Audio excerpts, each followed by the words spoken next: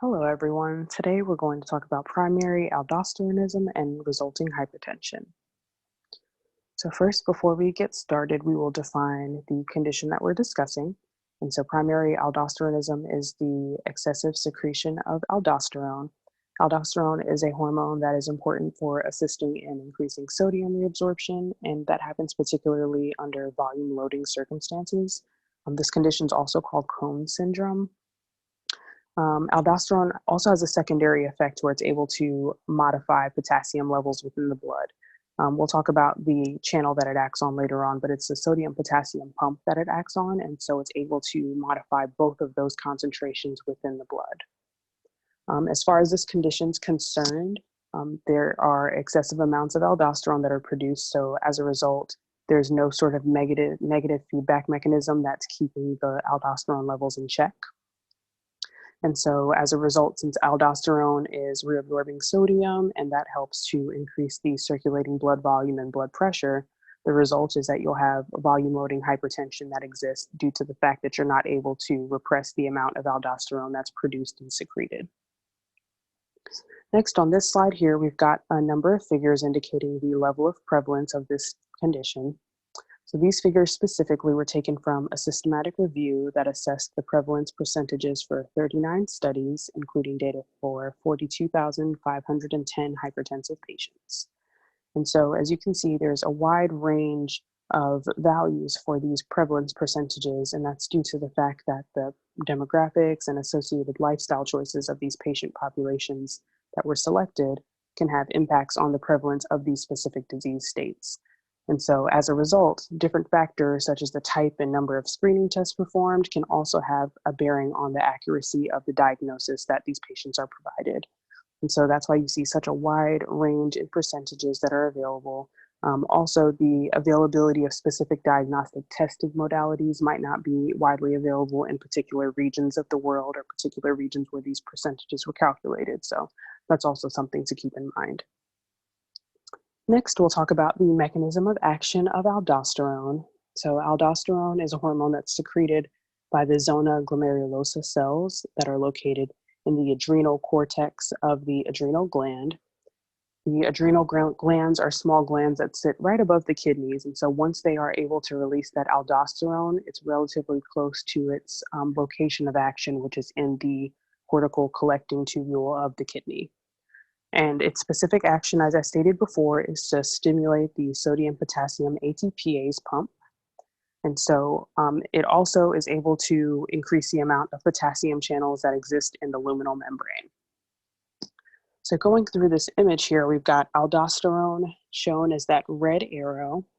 Once aldosterone is able to bind that mineralocorticoid receptor that's in the cell, aldosterone is a fat-soluble molecule. So it's able to just pass through that membrane and then bind to that mineralocorticoid receptor that's located in the cytoplasm of the cell.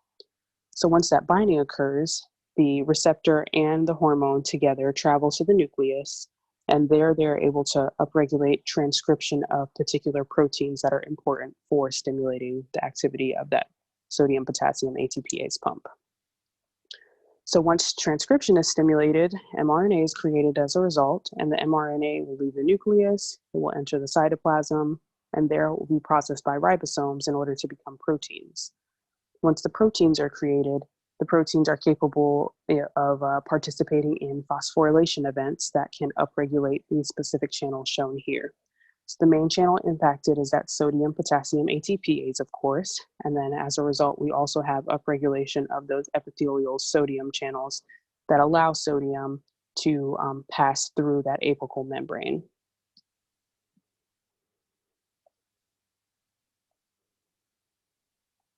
Okay, so next here we'll talk about some symptoms and secondary effects of this condition. The first symptom that we'll discuss is hypokalemia. So hypokalemia can result due to the fact that the sodium potassium pump is upregulated. The sodium potassium pump is responsible for pumping sodium into the interstitial fluid and towards the bloodstream, and then pumping potassium from the bloodstream and into the cell. And so once the potassium is pumped into the cell, and aldosterone is upregulating the apical membrane potassium channels. The potassium into the cell is able to leave the cell, and then from there, it's going to enter the tubule fluid, and that is destined to become urine. So that will be excreted from the body.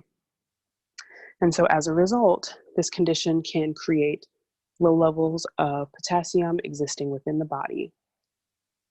The second symptom here is suppressed renin activity. So aldosterone and renin are part of this renin-angiotensin-aldosterone system that's shown over to the right. Once renin is activated to be released from the juxtaglomerular apparatus of the kidney, it will act on angiotensinogen, which is created by the liver. It acts on angiotensinogen by converting it to angiotensin 1. Angiotensin 1 is then converted by angiotensin converting enzymes from the lungs to angiotensin 2. Once angiotensin 2 is created, that is able to act on the adrenal gland specifically and prompt the production and secretion of aldosterone from the adrenal gland. And so going through this mechanism, we see that that is the way that aldosterone should be created.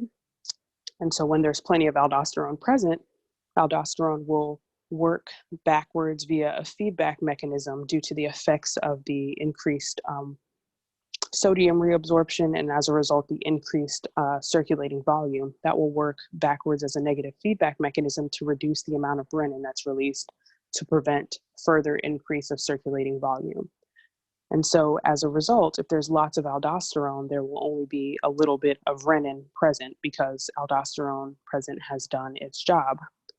So since there's plenty of aldosterone present and then the renin activity is limited, it's supposed to prevent further production and secretion of aldosterone. But since that's not occurring, that's an indication that the creation of aldosterone is due to abnormal production or an abnormal mechanism as a result of the adrenal glands not being part of that feedback mechanism. The next symptom that we've got here is alkalosis. That's due to excess secretion of protons. So the intercalated cells of the collecting tubule are upregulated by aldosterone. Those are the ones that we just discussed that have the sodium, potassium, ATPase on their membranes. And so once they're upregulated, it's allowed to increase the amount of acid that's leaving the system and increases the amount of bicarbonate that's present. And so as a result, the pH of the body will increase, which is what alkalosis is. Lastly, another symptom that's possible is muscle weakness due to impaired transmission of action potentials. So the action potentials are impacted due to the fact that there's now a change in the electrical balance of the cell. It's altered due to the fact that there are fewer positively charged potassium ions present, since a lot of those have been pushed out into the tubular fluid and excreted from the body. And so as a result, there are delayed action potentials or issues of transmission of action potentials as well, and that results in that muscle weakness. Next, we'll talk about causes here. So we're interested in finding out what causes the excessive levels of aldosterone, and there are a couple causes that I've listed here. The first one is the presence of an adrenal tumor, whether it be benign or malignant. So that would just be a growth of some sort that's on the adrenal gland that's prompting excessive secretion of aldosterone. So this tumor can either be harmless, which is benign, or it can be cancerous, which is malignant. Another cause is familial origins. Familial hyperaldosteronism can be due to the inheritance of a defective gene, such as 11B hydroxylase. So this can result in adrenal hyperplasia and then overproduction and release of aldosterone. So this is just an inherited genetic component that's capable of causing this condition. The last cause that I've listed here is just general overactivity of the adrenal glands, which makes sense because the adrenal glands are the ones that are capable of creating aldosterone and secreting it. So treatments are depending, of course, on underlying causes. So it's important to be able to screen and diagnose appropriately in order to treat whatever the underlying condition may be. And so it's important specifically for patients with primary aldosteronism because they're at higher risk of having other cardiovascular issues such as heart disease and stroke. And so it's important that screening happens appropriately and that these individuals are diagnosed appropriately so that they can start on the treatment path that they need. The specific test that is used in order to diagnose and treat from the diagnosis is the aldosterone-renin ratio, and that's the ARR. So that is usually the first major clue that there's excessive aldosterone levels because the level of aldosterone is compared to the level of renin. And if the aldosterone levels greatly surpass the renin, the ratio will be a large number, and that will indicate that primary aldosteronism is happening in this patient. For this test, it's recommended, of course, that patients discontinue hypertensive medications because the hypertensive medications are lowering the blood pressure and could potentially be altering levels of aldosterone in the system. And so in order to maximize the sensitivity of the test and avoid false negative results, it's important for these patients to discontinue their hypertensive medications prior to getting this testing. A couple studies that I found said that patients should wait anywhere from 2 to 4 weeks after discontinuing their medications prior to getting this test done. This test specifically was started, or people started using this test in order to screen in the 1980s. And so as a result, the levels of prevalence jumped 5 to 15-fold due to the fact that this test was a great indication of the existence of this condition. And so prior to that, it was difficult to determine what the cause of the secondary hypertension was in patients. But once this test popped up, there, of course, was a great increase in the amount of diagnoses for primary aldosteronism in patients specifically. All right, next we'll talk about treatments. So treatments are dependent upon the underlying cause that exists. Of course, it is important to pinpoint exactly what region is causing the excessive aldosterone secretion. It can be coming from either one or both of the adrenal glands. And so once that's determined, an appropriate treatment plan can be made. And so that's why it's important to localize the source of the excessive secretion so that the source of the problem can be surgically removed if necessary.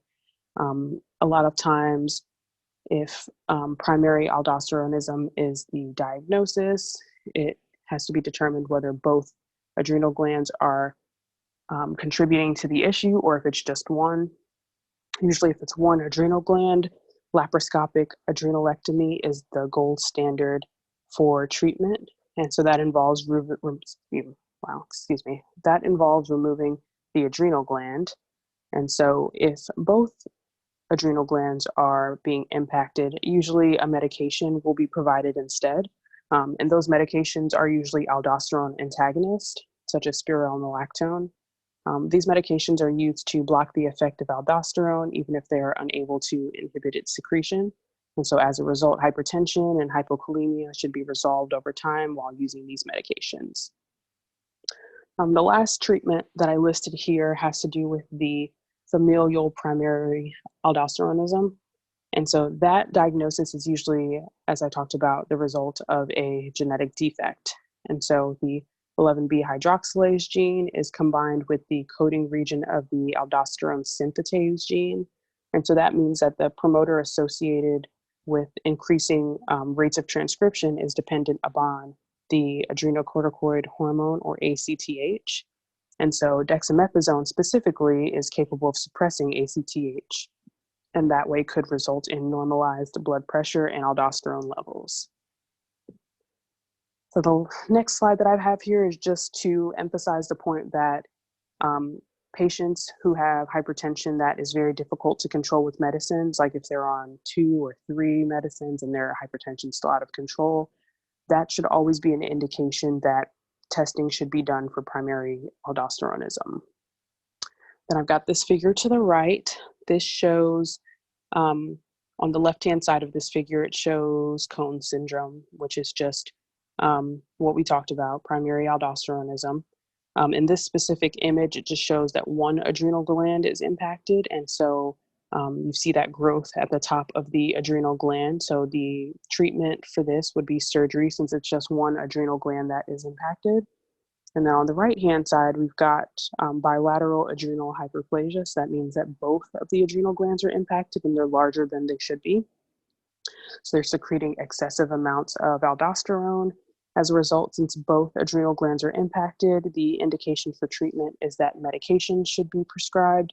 And that medication that we talked about was spironolactone. So that will make sure that hypokalemia isn't worsened, and that it will assist in lowering the secretion of aldosterone.